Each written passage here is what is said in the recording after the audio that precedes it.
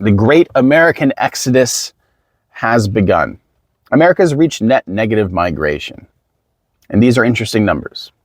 I truly don't care about the numbers when it comes to this, because we can all look around and we can all listen to the conversation that's happening across the nation right now.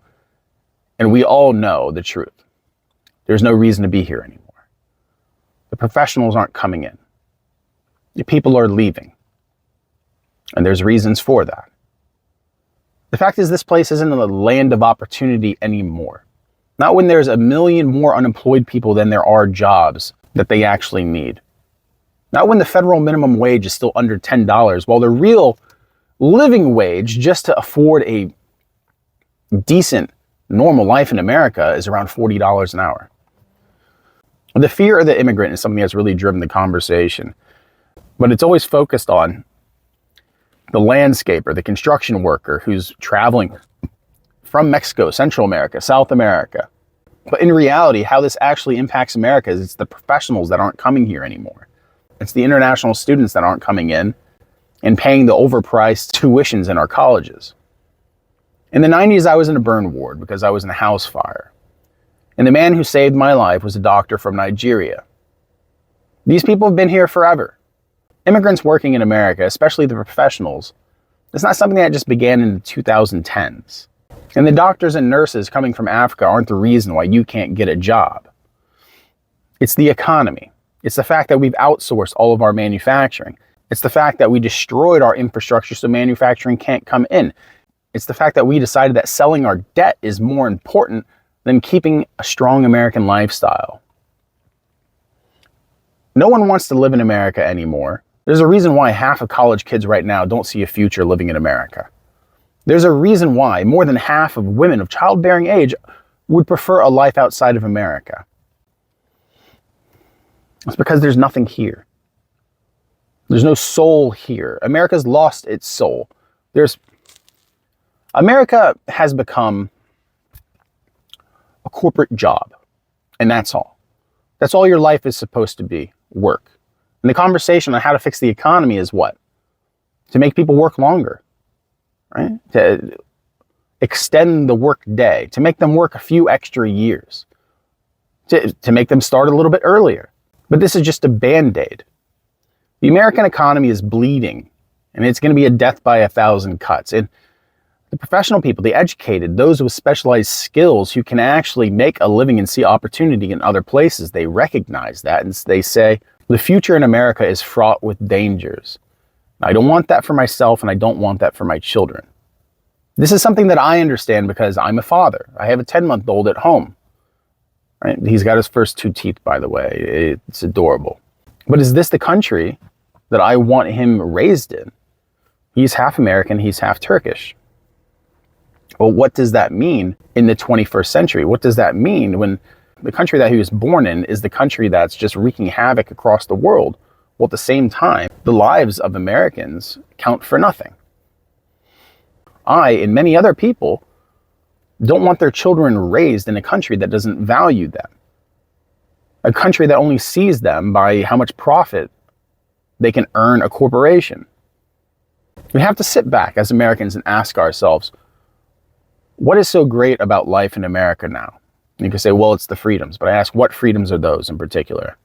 Well, the right to bear arms. Right? That's always the big one. I can't have guns if I go to Scotland. I can't have guns if I go to Spain. And yeah, you may not be able to, but is that actually important? How the Second Amendment was written is for this time right now. But all the people who are the biggest proponents of the Second Amendment are the same ones who are licking the boots of those who are just absolutely derailing our nation. There's a great confusion in the soul of America right now. There's a great battle being fought by it. And it's kind of the darkest part that's been funded and propped up by corporate America that's winning. And those with the means have already left or are leaving.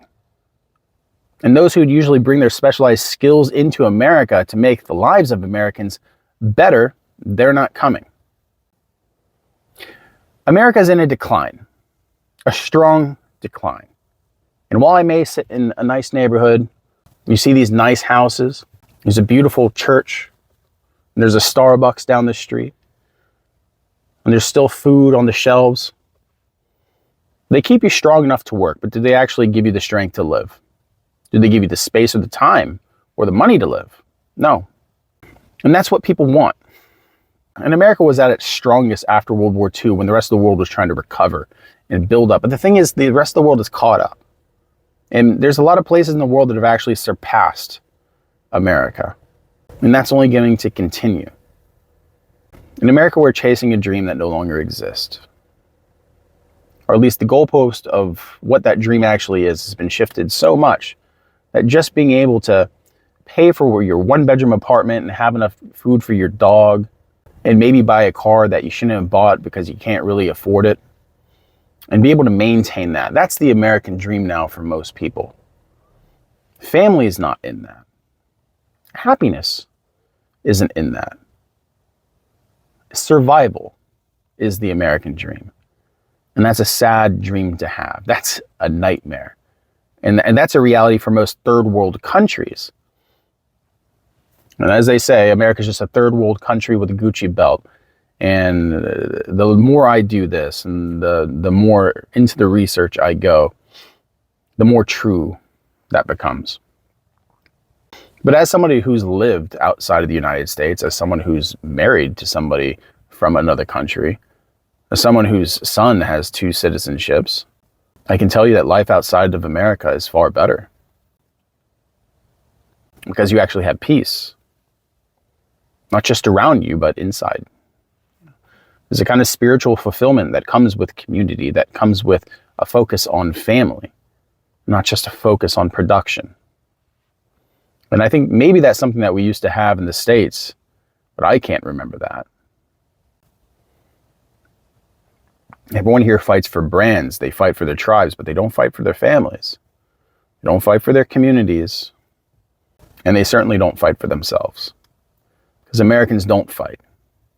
And I think that that's the biggest failure of the American people, is their failure to fight, whether that's figuratively or literally.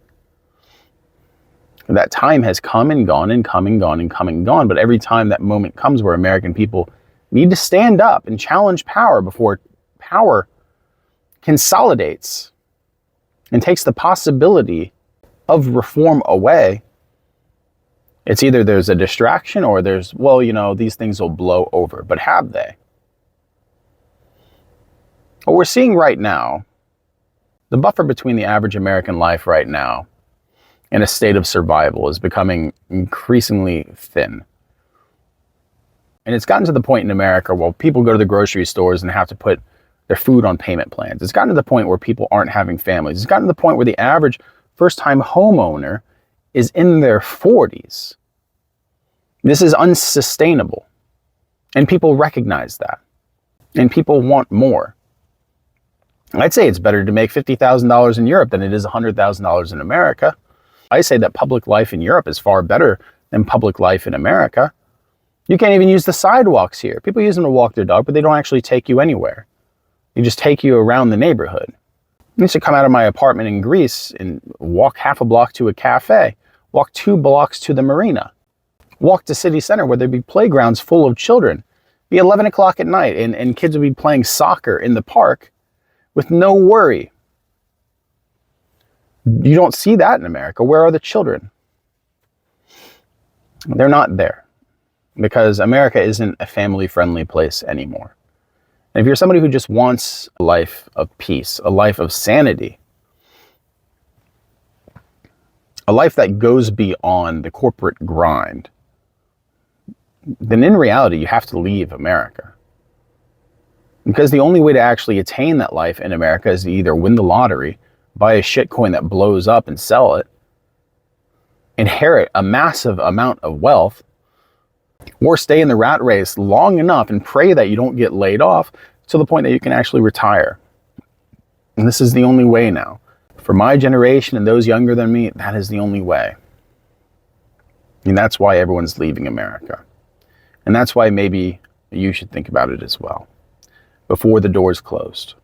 Before countries start blocking Americans from coming. Because the more hostile our nation gets, the more chaos it brings to the world, the less likely you are to be welcomed in the country that you want to go to. Food for thought. Have a good one.